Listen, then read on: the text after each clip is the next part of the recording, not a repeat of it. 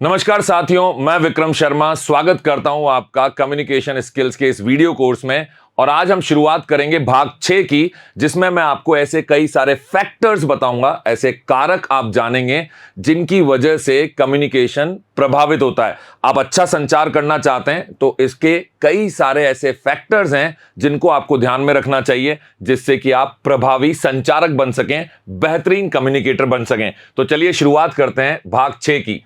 मैं बात कर रहा हूं आपसे पर्सपेक्टिव इन कम्युनिकेशन, मतलब संचार में आपके सोचने का तरीका, आप कैसा सोचते हैं, आपकी पुरानी नॉलेज जो है, जो पहले से आपको ज्ञान है, वो किस तरह से आपके संचार को प्रभावित करता है। ऐसी कई सारी छोटी छोटी बातें हम यहां सीखेंगे। और सबसे पहले हम बात करते हैं इंडिविजुअल फैक्टर्स की। इंडिविजुअल फैक्टर मतलब व्यक्तिगत कारक। अब क्या हो सकते हैं व्यक्तिगत कारक, आप खुद सोचिए। आप और मैं अलग अलग व्यक्ति हैं, इसलिए हमारे सोचने समझने की क्षमताएं भी अलग अलग हैं। मुझे कोई चीज जल्दी याद हो जाती है, हो सकता है आपको किसी भी चीज को याद करने के लिए उसको 3-4 बार दोहराना पड़ता हो।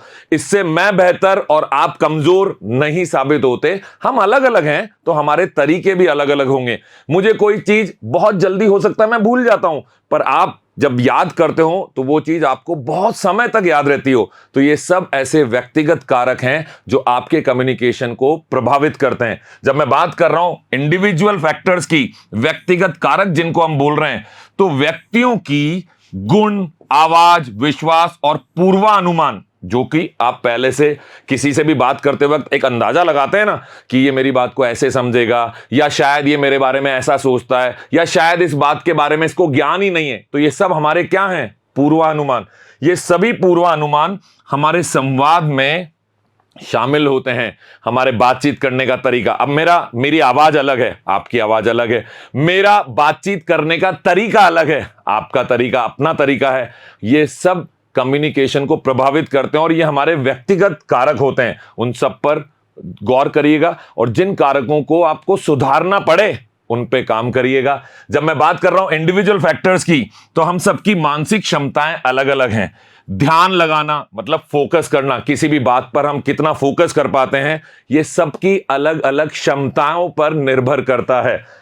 आपकी स्मृति, याद करना और उसको बहुत समय तक उसे अपने साथ बनाए रखना, समस्याओं को समाधान, आप कैसे क्रिटिकल थिंकिंग करते हैं, किसी भी बात के हर पहलू पे आप किस तरीके से सोचते हैं। हो सकता है आप वो इंसान हो जो किसी बात पर ज्यादा ध्यान ही ना देते हो सकता है आप ऐसे इंसान हो जो हर बात को पहले बारीकी से परखते हो, उसके बाद ही उस पर विश्वास करते हो। तो ये सब ऐसे व्यक्तिगत कारक हैं जो हमारी अलग अलग मानसिक क्षमताओं के अनुसार हमारे कम्युनिकेशन को प्रभावित करते हैं। तो हमारा जो समस्याओं के समाधान का कौशल है, हमारी जो मानसिक मेंटल प्रोसेसिंग है, मानसिक प्रोसेसिंग जो है, इन सब में अंतर है। होगा ही, क्योंकि आप और मैं अलग अलग लोग हैं। तो यही अंतर हमारे व्यक्तिगत कारक होते हैं और इनके कारण से हमारे कम्युनिकेशन पर प्रभाव पड़ता है। तो आप देखिए आपके ऐसे कौन से कारक हैं जिनको आपको सुधारना है। हर बार ये लाइन बोलूंगा क्योंकि हमें कुछ यहां सुधारना है। याद रखिएगा, हमारे पिछले अनुभव भी, कई बार हमें कटु अनुभव होते हैं किसी बात को लेकर, तो अगली बार जब वैसी परिस्थिति बनती है तो हमारे वो पुराने अनुभव इस समय, इस प्रेजेंट समय में आपके निर्णय को प्रभावित करते हैं। हमारी शिक्षा कैसी है, हमारे अनुभव कैसे हैं, हम अलग अलग संस्कृतियों से आते हैं, हमारे संवाद के संदर्भों को प्रेरित करते हैं, उनको प्रभावित करते हैं, ये सारी बातें। इसीलिए जब कभी किसी से बात हो तो आप ये मान के चलिए वो भी अपने आप में एक इंडिविजुअल है, व्यक्तिगत, वो अपने आप में एक अलग इंसान है। तो अगर उसमें और आपकी बातों में फर्क है तो ये स्वाभाविक है। लेकिन अगर आपको बेहतर कम्युनिकेटर बनना है तो जहां भी आपको सुधार की कोई गुंजाइश दिखती है, जहां पर भी आपको लगता है कि यहां आपको मेहनत करनी चाहिए, उस मौके को नहीं गंवाइए और बेहतर कम्युनिकेटर बनते चले जाइए। फिर होता है परसेप्शन, परिचिति। हम पहले से बहुत कुछ सोच के रखते हैं लोगों के बारे में, एक अनुमान हमारे मन में होता है लोगों के बारे में, क्योंकि जिससे भी बात करेंगे वो या तो हमारे लिए पूर्णतः अनजान है या फिर हम उसको जानते हैं। तो अनजान व्यक्तियों के लिए भी हम पूर्वानुमान लगाते हैं थोड़ा बहुत। ऐसा दिख रहा है तो जरूर ऐसा सोचता होगा, इसकी शक्ल देख के लग रहा है कि इसकी बातचीत करने में ये बात निकल कर आ सकती है। मतलब हो ना, ये अनुमान लगाना है जिनके पीछे अभी कोई तथ्य नहीं है। और जिन्हें हम जानते हैं उनके लिए हमारे पूर्वानुमान जो हैं वो थोड़े से स्ट्रांग होते हैं, क्योंकि हम उनके बारे में कुछ ना कुछ तो उनके व्यवहार के बारे में, उनके स्वभाव के बारे में जानते हैं। तो व्यक्तियों का खुद को, दूसरों को और उनके चारों ओर जो माहौल है, जो परिस्थितियां हैं, उसको देखने का जो तरीका है, उसी को हम बोलते हैं इंडिविजुअल फैक्टर्स में परसेप्शन, परिचिति। याद रखिएगा, ये हमारे संवाद को, हमारे व्यवहार को और जो भी हम व्याख्याएं करते हैं, मतलब हम जो भी किसी चीज को प्रोसेस करने के बाद एक जो डिस्क्रिप्शन तैयार करते हैं, उसको ये गहरे तौर पर प्रभावित करता है। तो दोस्तों, करना क्या है, जब कभी भी आपको सुधार की गुंजाइश लग रही है, कोई चीज आप सामने वाले से सीखना चाहते हैं, तो उसके लिए खुले मन से स्वीकारिए कि हां, यहां मुझ में यह कमी है, मुझे ये चीज का सुधार करना चाहिए, अगर आप बेहतर कम्युनिकेटर बनना चाहते हैं तो।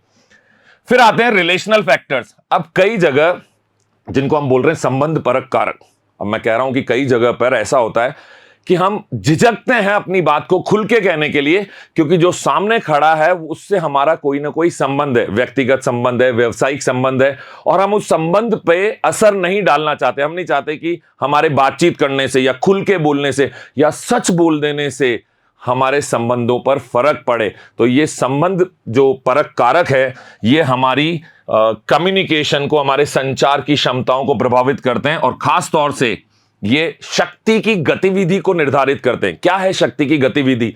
इसको मैं अंग्रेजी में बोलूंगा पावर डायनामिक्स। अब इसको उदाहरण से समझिए। मान लीजिए मेरे सामने मेरी कंपनी के बॉस खड़े हुए हैं। अब उनसे जब मैं बातचीत कर रहा हूं, तो कोई भी बात कहते वक्त मेरे मन में एक झिझक रहती है कि मैं ऐसी कोई बात ना कह दूं जिससे इन्हें बुरा लग जाए और इसका असर मेरी ग्रोथ पर आए, मेरे डेवलपमेंट पर आए, या मेरे समझ रहे हैं, मेरे प्रमोशन पर आए। तो ये एक झिझक हो गई, और ये किस वजह से है? क्योंकि शक्ति की गतिविधि या पावर डायनामिक्स मेरे संचार को प्रभावित कर रही है। वहीं दूसरी ओर मेरे बॉस जब मुझसे बात कर रहे हैं, तो उनको लग रहा है वो पावर में, वो बड़े हैं, मुझसे सीनियर हैं, और ऐसी स्थिति में उनसे भी गलतियां हो सकती हैं, क्योंकि उन्हें यह एहसास है कि वो मुझसे ऊंचे पद पर बैठे हुए हैं, और इस वजह से वो मुझसे कोई भी बात कर सकते हैं, खुलकर बोल सकते हैं।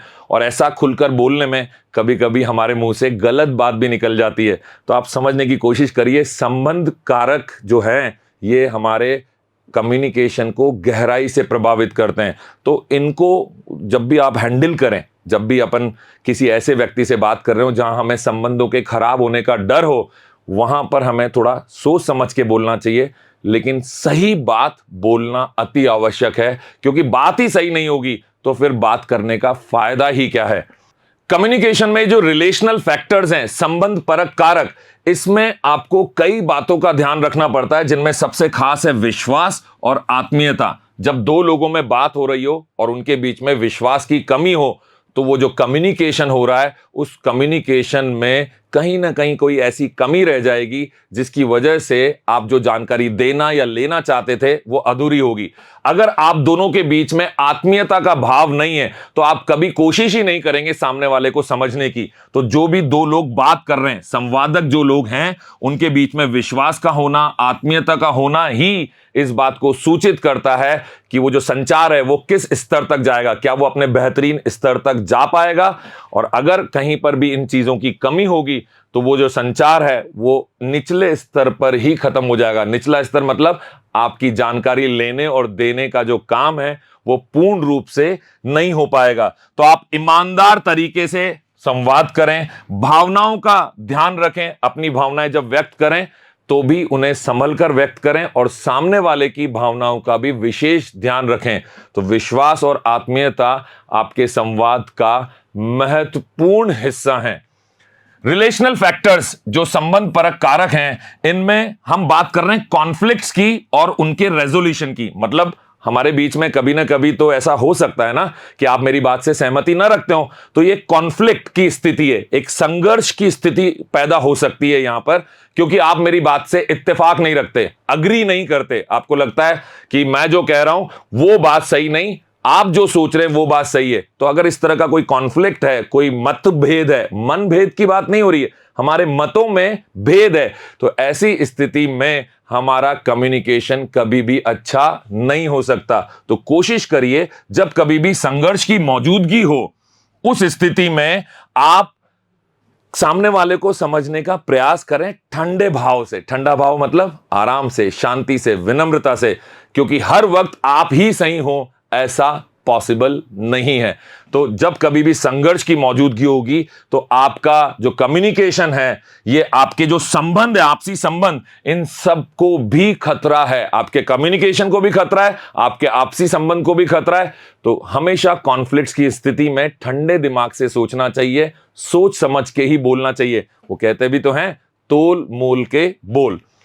आगे जब रिलेशनल फैक्टर्स की बात आती है तो इंटरडिपेंडेंस एक चीज है जिसमें हम एक दूसरे पर निर्भर हैं। अगर मेरा काम आपके बिना अधूरा है, आपकी मौजूदगी या आपकी गैर मौजूदगी से मेरे काम पर प्रभाव पड़ता है क्योंकि मैं आप पे डिपेंडेंट हूं, तो ऐसी स्थिति में हमारे कम्युनिकेशन पर प्रभाव पड़ सकता है। तो व्यक्तियों के जो कॉमन गोल्स होते हैं, एक साझा जो लक्ष्य अपन प्राप्त करना चाहते हैं, उसके लिए एक दूसरे पर निर्भरता स्वाभाविक है। जब हम मिलकर कोई काम करेंगे तो मैं आप पर निर्भर हूं और आप भी मुझ पर निर्भर हैं, और हम दोनों के वजह से जो हमारा कॉमन गोल है, लक्ष्य जो है, उस पर भी असर आएगा। तो इस दौरान आप कोशिश करिए कि जब आप एक दूसरे पर निर्भर करते हैं तो आप एक दूसरे से सच्चाई और ईमानदारी के साथ बात करें। संवाद की रणनीतियों और सहसमझ पर प्रभाव डाल सकता है आपका इंटरडिपेंडेंस, क्योंकि अगर मुझे आपसे कोई लेना देना ही नहीं है तो मैं खुल के अपनी बात रख दूंगा, लेकिन अगर मेरा आप पे निर्भरता कहीं ना कहीं है तो फिर मुझे बोलते वक्त सोच समझ कर बोलना चाहिए। आप हमेशा इस बात का ध्यान रखिए। आगे पर्सपेक्टिव इन कम्युनिकेशन, जो संचार के परिप्रेक्ष्य हैं, उसमें सांस्कृतिक कारक भी बड़े महत्वपूर्ण है। क्यों है महत्वपूर्ण? अलग अलग संस्कृति के लोग हैं, हमारी मान्यताएं अलग अलग हैं, हमारे धर्म, हमारी संस्कृति, हमारे त्योहार ये अलग अलग हो सकते हैं, और इस कारण से हमारे बातचीत करने में भी फर्क आएगा, मतलब हमारा कम्युनिकेशन में भी डिफरेंस रहेगा। तो जितने भी सांस्कृतिक विश्वास हैं, रीति रिवाज हैं, हमारे जो नियम कायदे हैं समाज में, आप एक अलग समाज में पैदा हुए हैं, उसमें बड़े हुए हैं, मैं एक अलग समाज में पैदा हुआ हूं, उसमें बड़ा हुआ हूं, हमारे आसपास की जो हमारी एक कम्युनिटी है वो अलग अलग है। इस वजह से हमारे व्यवहार में भी बदलाव आएगा। तो कोशिश करिए सामने वाले की संस्कृति को अगर आप बहुत गहराई से नहीं भी समझते हैं तो भी कम से कम उसका सम्मान तो आप कर ही सकते हैं। और जब आप सम्मान का भाव रखेंगे तो हर हाल में कम्युनिकेशन के दौरान, संचार के दौरान, अपनी बातचीत के दौरान आप उन बातों का भी ध्यान रखेंगे जिससे कि उसकी मान्यताओं को ठेस ना पहुंचे। कल्चरल फैक्टर्स में या सांस्कृतिक कारक में आपकी भाषा और आपकी शैलियां जो है, बातचीत करने का जो तरीका है, यह भी भिन्न हो सकता है, और इसकी वजह से भी आपके कम्युनिकेशन पर फर्क पड़ सकता है। मुझे आज भी याद है, सालों पहले मैं पंजाब गया था, अब मैं राजस्थान का हूं, और जब राजस्थानी भाषा में कभी बोला जाता है बाहर निकल जाओ तो कहते हैं खड़ जा, 12 खड़ जा। आप समझिएगा अगर आप राजस्थानी के हैं। लेकिन जब मैं पंजाब गया तो इसके ठीक विपरीत क्या हुआ, मैं किसी के घर गया और मैंने जब बोला कि मुझे सो एंड सो व्यक्ति से मिलना है, मतलब मुझे उन साहब से मिलना है, तो उनके घर में से कोई बुजुर्ग आए और उन्होंने मुझे बोला खड़ जा। अब वहां पंजाबी भाषा में खड़ जा का मतलब है रुक जा, ठहर जा, मैं बुलाता हूं। तो मैं तो कंफ्यूज हो गया। मैं राजस्थानी पृष्ठभूमि से था तो मुझे लगा कि मैंने तो आके सिर्फ जानकारी लेना चाहिए कि अगर वो घर में है तो मैं मिलना चाहता हूं, और ये कह रहे हैं कि खड़ जा मतलब निकल जा। तो ये हमारी संस्कृतियों में भिन्नता है जिसकी वजह से हो सकता है कि कभी कभी कम्युनिकेशन में भ्रम पैदा हो जाए। तो सांस्कृतिक मूल्यों को खुद के और दूसरों के समझना अति आवश्यक है। सारी भाषाएं हमें नहीं पता, लेकिन फिर भी ये हमारे कम्युनिकेशन पर गहरा प्रभाव डालती हैं। सांस्कृतिक कारकों में हमारा सामाजिक वर्गीकरण भी एक चीज है जिसको हम बोलते हैं कि जब कभी हमें लोगों से बात करनी है तो वहां पे अलग अलग वर्गीकरण है। ये समाज में इस पद पर है, इस समाज में इसकी ये वैल्यू है, ये मूल्य है। उन मूल्यों के अनुसार जो हमारी इंडिविजुअलिज्म होती है, मतलब मेरी जो अपनी कह सकते हैं इसको, जो खुद के बारे में एक सोच है, या मुझे खुद को लेकर जो चीज पसंद या मेरी नापसंद है, मेरे खुद के जो पर्सनल व्यूज हैं या मेरे मूल्य जो हैं, ये अलग अलग हो सकते हैं। तो इन वर्गीकरणों से भी हमारे संचार पर गहरा प्रभाव पड़ता है। तो व्यक्तिगतता तो बनाई रखनी चाहिए, मतलब आप अपने बारे में तो अपने को प्राथमिकता पे तो रखिए, लेकिन सामूहिकता भी आपको बनाए रखनी चाहिए, लोगों को भी एक साथ लेकर चलना चाहिए, तभी आप बेहतर कम्युनिकेटर बन पाएंगे। कल्चरल फैक्टर्स या सांस्कृतिक कारक में गैर मौखिक संचार भी अपने आप में बहुत महत्वपूर्ण है। क्यों? बिना बोले जब आप संकेतों के माध्यम से किसी से बात करते हैं, तो अलग अलग संस्कृतियों में यह पाया गया है कि कई जगह पे तो ये जो आप बातचीत कर रहे हैं, इस दौरान अगर आप ऊंची आवाज में बात करते हैं या ज्यादा हाथ हिला के बात करते हैं या ऐसे उंगली दिखाते हैं, तो इसे पसंद नहीं किया जाता।